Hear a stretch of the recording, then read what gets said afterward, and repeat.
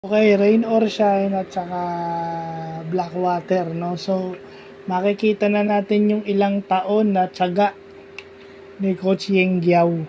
No, dahil itong season na to, full complement yung kanyang roster at makikita na natin yung quality nitong rain or shine na nagra-run yung Blackwater, no? Naghahabol yung Blackwater pero ang pangounter nito puro offensive player. No?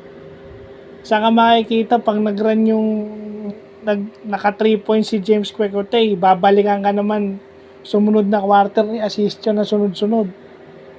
Tsaka yung Louie Villegas naglalaro na, nakikita natin yung laro. Although nakikita natin tong laro nung Cedric Fairfield, magaling. Pero natalo nga lang yung Blackwater, pero nakikita rin natin yung laro ng Chongson. Yung Kaylen Chongson. May kilos, may laro. So, hindi natin alam kung paano gagamitin ito ni Coach Yeng habang tumatagal yung tournament. But definitely, yun nga sinasabi ng isang comment doon sa YouTube na stock yung rain or shine.